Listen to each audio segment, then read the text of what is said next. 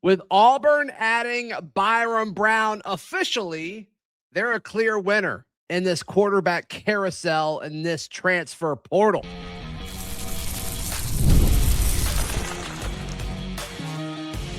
You are Locked On Auburn, your daily podcast on the Auburn Tigers. Part of the Locked On Podcast Network, your team every day.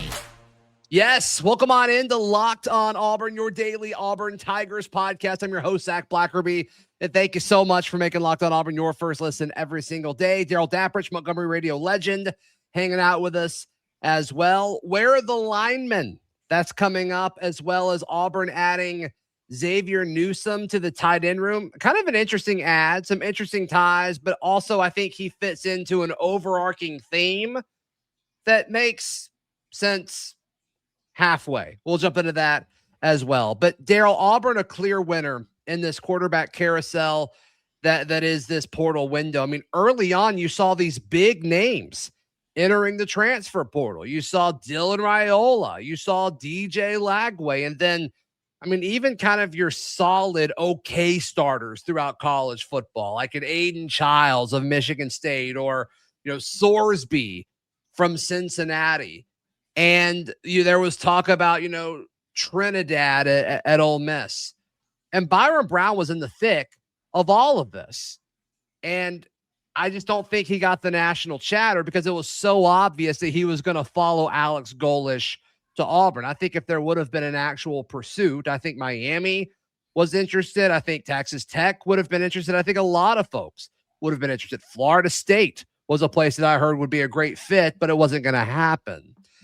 And I still think there's an element of him being so tied to Alex Golesh that we're kind of overlooking how much potential and how much production sits with Byrum Brown.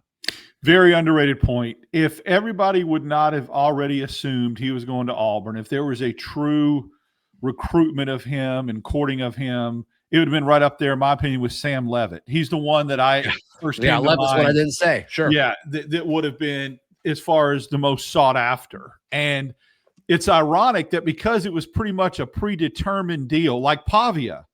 Imagine if Diego Pavia would have hit the open market last year. I think there would have been a lot more buzz and a lot more interest and a lot more people courting him. But it was pretty much he came out with a do not contact tag and was going right to Vanderbilt. The same thing with Byrum Brown. If you would have let this stew for 2 or 3 weeks before the portal closed, and if there would have been a real chase, yes, he would have been top 3. And he would have been definitely somebody that people would have said, oh my gosh, Miami got its next quarterback like Cam Ward, or Texas Tech got its next. That's how that would have been perceived. But because it was a given, it was anticlimactic, and there was a great stat that someone put out on social media yesterday that showed all the transfer quarterbacks that Auburn has had since 2010, right? And I looked at them and I thought, okay, when that one came, I was pretty confident it was going to be a hit. When that one came, there was a question mark. Looking at everybody from Cam Newton to Byrum Brown, I do feel really confident about it being this is a hit. This is a 4, like I was about Stidham, right? Right. Yeah, I was about to ask that. How many portal quarterbacks have come in and kind of echoed what they had been previously, right? I mean, Jackson Arnold, what he was before Auburn was who he was at Auburn. Jarrett Stidham, similar situation, little different because he had to sit out a year, but we kind of saw that upward trend. Saw the upward trend. Nick Marshall. Saw a recession in Peyton Thorne. Probably not his fault now looking back on it. Correct. As you said, Jackson Arnold stayed the same. Robbie Ashford saw an ascension because he didn't play much at Oregon. I don't think he played at all at Oregon. Right. So that's not Finley, like who he was at LSU is pretty much who he was. Exactly. So it's been a mixed bag. But I look at it from 2010 to 2026, from Cam Newton to Byrum Brown, and I go, I think Auburn's hit on this one. And I think that a lot of people would be saying that it'd be a slam dunk. Kind of like, look, remember last year, Zach, who was the hot name in the portal that everybody said this is a can't miss? This particular team got it right with this kid. You know who I'm talking about? I'm assuming John Mateer. Correct. Man, we didn't even talk about this before. There was no production meeting. Darrell tried to talk to me. he I'm like, just no, we're in a hurry. Auburn basketball's mind-melted about to that. start. We've got to record this real quick. We are so simpatico. So that's the thing, is that Mateer, and look, to a certain extent, I think he did bring to the table what Oklahoma was looking for. I mean, he got him to the college football playoffs. If you tell me right now, Byrum Brown halfway through the year is going to be a Heisman candidate like Mateer was, Auburn's going to win 10 games and get to the college football playoff, I'll take that all day. So we'll see. I'm not trying to put the cart before the horse. I'm just saying there's some lofty expectations with Brown, and I think it's probably a little bit more of a known commodity that Auburn's had in the past. I mean, there should be an expectation. I mean, there's different numbers floating around, but regardless of which one's right, the expectation should be there. The expectation should absolutely be there. If you are being paid to be a premier quarterback at a premier university in this day and age, yes, the pressure should be on you. That is what the NIL and rev share is for. Yes, those things should match. And that's okay. That's why I don't have an issue with the money that's being floated around. I have issue with the portal rules. Don't really have an issue with the NIL aspect of it. I think if you fix one, the other falls into place. That's a conversation for another day. You have to nail the quarterback to give you a chance. And that's exactly what Alex Golesh did. And it was a layup because the relationship's already there. Saw clips of Byrum Brown talking to folks yesterday. It's like, look, I trust Alex Golesh. We had the relationship of what we wanted to build at USF. And then when he came here, he wanted to build it again. And he's like, and I trust this man to do that. But it's not just one man that's part of this. You need more than just a quarterback. You need a serviceable offensive line. You need a serviceable, receiving core. And he knows this receiving core. Does it translate? I don't think the receiving core is close to done, which is a good thing. It doesn't need to be. Adding Byrum Brown gives you a chance. And when you win in the quarterback carousel that is the modern day transfer portal, all it does is it gives you a chance. Indiana had that chance with Fernando Mendoza. Oklahoma had that chance with John Mateer. Oregon had that chance with Dante Moore. It matters. And obviously there are going to be portal guys that miss. Sadly, we've been on that aspect of it. But if you get the right fit and you get the right guy and the right talent and the right relationship between the quarterback and the head coach, which is something that I don't think Auburn has had really since Gus and Bo Nix, as far as like a solid relationship between that tandem, I think it gives you a chance. Now you need other things to happen, and Alex Golesh and the staff have so much more to do over the next few weeks, but it gives you a chance, and that cannot be overstated. The coach-quarterback relationship is an interesting dynamic because as much as I wanted John Sumrall, who would Auburn's quarterback be if Sumrall would have been the coach? We're getting Byrum Brown because of Golesh. It's almost like that hometown quarterback. I mean, we heard if John Sumrall would have been the coach at Auburn, I think the staff would have been similar. And so it probably would have been that Philo guy from Georgia Tech, who hasn't played much, is my understanding. Would it be Deuce? Would Deuce have gotten more of a look if it was Sumrall? Would Ashton have stayed? Would this quarterback room look very similar to what it looked like last year, maybe minus Jackson Arnold? So we probably got Byrum Brown based upon getting Alex Golesh, and that's almost like getting a hometown discount. Because if you put him out on the open market, Miami, I don't know how much of a discount we really got. I'm going to be honest with you. When I say a hometown discount, let me reiterate. I'm not talking about price. I'm talking about the fact that it was a slam dunk. He was coming to Auburn. Got it. Yeah, that's fine. That's fine. So, and I don't care what you pay. If you nail the quarterback, you cannot pay him too much. Exactly. Now, we can be wrong. We can be wrong, which we've done in the past. Okay, so let's go back to something that we can go ahead and talk about openly now. Auburn wasn't willing to pay a certain number to Riley Leonard, were they? They stopped. They said, no way. An extra $250,000, $300,000, whatever the reports are, that's too rich for my blood. They pivoted and went to Peyton Thorne. Yeah. How much different would have Auburn looked with Riley Leonard behind center? Oh, I think about us passing on Cam Ward all the time. Yep. I think we had a real shot and we said, no, it wasn't worth it. So if you're not willing to pay, you end up going 5-7 at the end of the day. There's a rhyme. I think Auburn finally said, you know what, we've got somebody that wants to come here because of the relationship with the coach. It's going to require us paying, but we're going to do it. We're going to pony up, put our big boy pants on. Well, and isn't then it nice though, because it does mitigate the risk that everyone knows the quarterback. It's not like you're going and like paying a bunch for some guy that like you hope fits your system. You hope you can spend a lot of time going to battle with. Like that's all checked out. So yeah, I think that's great. You're going to see a completely different spring, I think, when it comes to quarterbacks than you have the last couple of years. First of all, Peyton Thorne didn't get here until the summer, and Jackson Arnold couldn't participate in the spring last year because of injury. So you never got a sneak peek. This year with spring practice, you'll get to see a sneak peek. Yeah, all right. When you do that, I think there's breaking news, and I get really excited. No, I'm just processing what you said. Yeah, you're right. You're right. Auburn added a tight end that I feel fine about the ad, but I think the overall trend is interesting. Let's talk about that. And we also need to check if Darrell's okay. That's all next, right here on Locked On Auburn. Today's show brought to you by our friends at FanDuel. FanDuel is America's #1 sportsbook. Can you imagine wagering anywhere else other than with our friends at FanDuel? Darrell Dapprich? Could not imagine.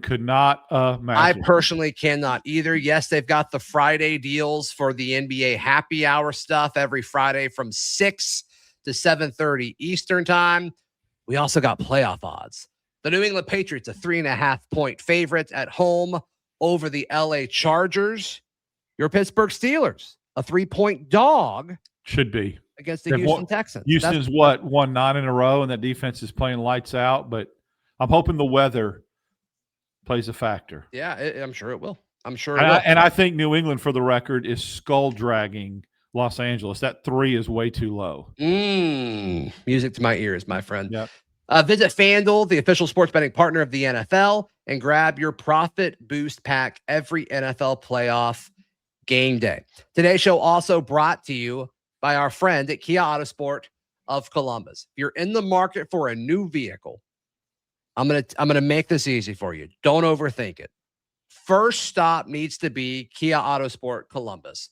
Go to their website, browse their inventory, reach out to them, let them know, hey, I heard about you guys on Locked On Auburn. I actually talked to one of the reps there a few days ago. He says that he loves how many people are coming in and saying, hey, do I tell you about Locked On Auburn? Is it you who I tell? And he's like, yes, it absolutely is. And they save money, $500 right off. Right out of the gate, which is awesome. Also, tires for life with any new Kia purchase. So go check them out right off of Whittlesey Boulevard in Columbus, Georgia, or online at KiaAutosportColumbus.com. Thank you so much for making Locked On Auburn your first listen every single day. Auburn adds tight end Xavier Newsom. We'll get to that in just a moment. The tight end from Howard. Interesting tie there. Interesting trend. I got asked a bunch yesterday, Darrell. A ton. And I haven't really spoken to you about it. Ashton Daniels going to Florida State. Are you okay? How are you feeling?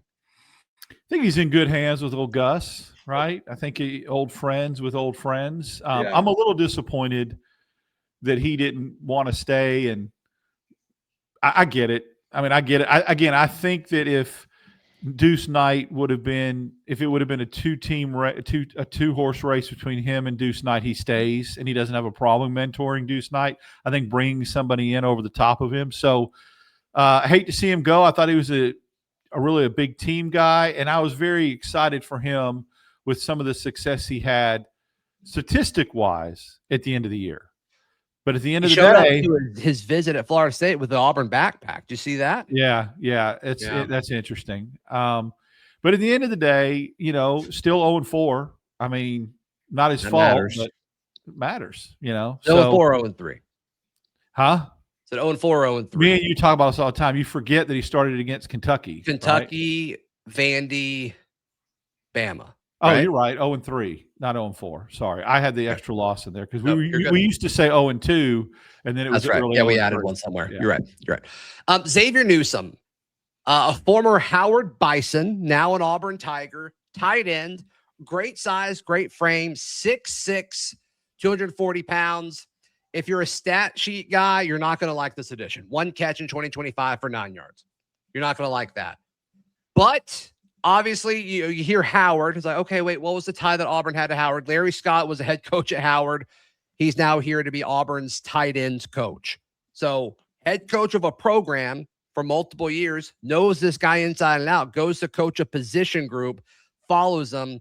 Clearly he likes them, Darrell. Like, clearly he likes them. Once again, knowing the guys that you're bringing in. I don't have an issue with this. I don't have an issue with it at all. The overall trend, though, actually, before I go to the overall trend, thoughts on the ad of Xavier Newsom? I'm okay with it. Let's do a little deep dive. Sure. Soft tissue injury kept him out of spring practice and kept him out of a lot of games early.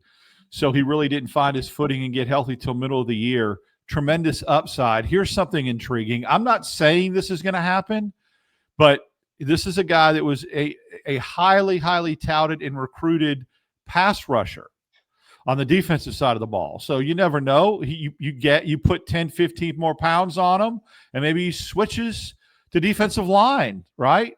Maybe there's a diamond in the rough there. Who knows? 6'6", 240. I mean, you could do some stuff with that. Absolutely, you could. So young guy, true. So I guess he'll be a true sophomore. And let's see what happens when he goes through a spring and doesn't have that soft tissue injury, and maybe he'll make a little bit of impact. Is he going to be a guy that's a good blocking tight end when you get down inside the red zone? Can he catch the ball over the middle? All these questions will be answered, but at least he'll be on campus and be able to work with the team through the spring. Yeah.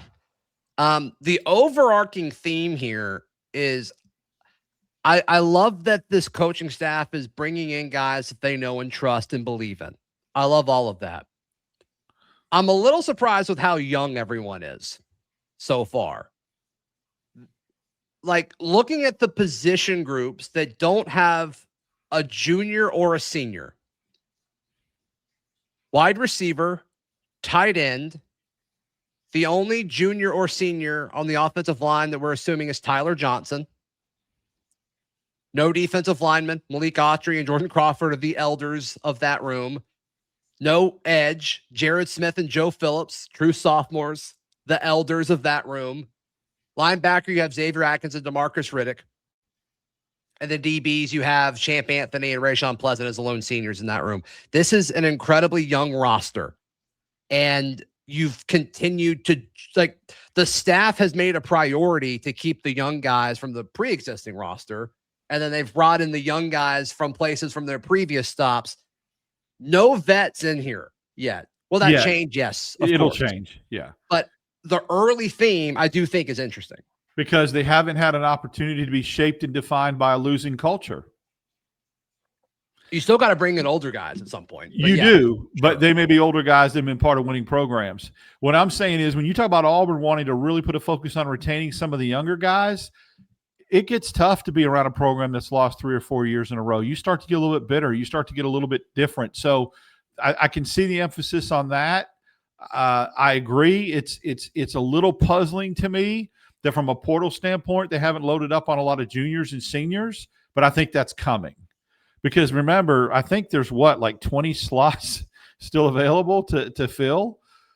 I mean, it depends what number you want to use. You want to use 85, or do you want to use the new 105? I think there is a concerted effort to recruit kids that are going to be the 85 to 105 group, and then the one that's going to be the 0 to 85. I really do believe that. Yeah. So maybe a lot of these young kids, from a developmental standpoint, are on the latter. Yeah, which we'll see. I mean, there's still plenty of spots left. And there's guys that we're still kind of waiting on. We heard, a few interesting names yesterday. We'll touch on that in a second when we pivot to the offensive line and defensive line. But overarching theme with it, Xavier Newsom, fine with it. Obviously, he joins Jonathan Eccles, Ryan G, and DJ Broughton. That room is filling up. I still think you need 2 old guys. Yeah, I think you do. And I think you need one guy that you would say right now is my pass catching stud starter, like a Rivaldo Fairweather was. Yes. And early on, it seemed like that was Pittman. Yep. Anything can change with a phone call, but it does seem like he's trending elsewhere. Correct. So we'll see. We'll see what happens with that. Where are the big men? Where are the O-line and D linemen? We'll touch on that in just a moment right here on Locked on Auburn. Today's show brought to you by our friends at Rougiette. Let's talk about something most men don't bring up, but absolutely should. Stress from work, money, life. It doesn't switch off at night. And when it shows up at the worst possible time, Rougiette Ready is to help you take back control. We all know how we felt when we saw the Byrum Brown news. You can feel like that all the time with Rougiette. Rougiette Ready is a next generation prescription treatment created to support both the brain and the body so you can feel present, confident, and ready when the moment matters. If you've been thinking about taking the next step, now's the time. Head to Rougiette.com/LockedOnCollege. That's Rougiette.com/LockedOnCollege to get 15% off your order for a limited time. Rougiette, feel present, feel confident, feel ready. Thank you so much for making Locked On Auburn your first listen every single day. Don't make that face. Don't say anything. I'm about to just keep laughing. Stop it. There's been no offensive line, no defensive line news, with the exception of yesterday. We saw that Brody Scholl is intending to enter the transfer portal. I don't have a full understanding on that situation, but this wasn't super shocking. We've seen Jacoby Ward say, hey, yes, I'm coming back. Waiting on Ty Buster and Tyler Johnson. Those are the two that I have not seen yet, Darrell. No, and I wonder, I always feel like if somebody jumping in the portal is a precursor when you start seeing the visits that are coming on campus, like they figure, okay, this dude's on campus, this dude's on campus. I see the writing on the wall. Let me jump in the portal. So there's a correlation there. It's time to start getting and loading up on some offensive linemen. I'll feel a lot better about this roster when they add one or two more receivers, and Singleton being one of them. And then when they start adding 2, 3, 4 offensive linemen, then I'll start to feel a lot more comfortable about what they're going to roll out there. Yeah. Not worried about the receiver aspect of it as much anymore. Well, and then let's talk about some of the names. Go ahead. You can throw out the first one. The one that's trending right now is what, Voss? Yes. And I'm basing that off of Jeffrey Lee putting in a prediction for him. And then we've also heard some chatter that's really not out there a lot, but it's starting to pick up steam from Stanton Rommel, who's the offensive tackle from Michigan State, who entered the portal, who's from Thompson. Is it Rommel? Is that how we say it? It's Ramil. So is it Ramil or Rommel? I haven't heard. In my head, I've said Ramil, but okay. I don't know. Could be, because I don't want him to be a former German general that got tried for war crimes like Rommel did back in World War II. So if it's Ramil, okay, that would be better. That's for all the old people that they'll get that. No, reference. I'm sure there's a section of the audience that is just like, yeah, like Rommel. They called him the Desert Fox. He was one of Hitler's main generals. It might be Ramil. But I mean, he's kind of a name that's picked up some steam behind the scenes a little bit. I've heard people refer to you as the Desert Fox. Well, used to be, right? Now I'm the Southern Fox, right? Now I'm the cornbread gangster coming down here. So got it.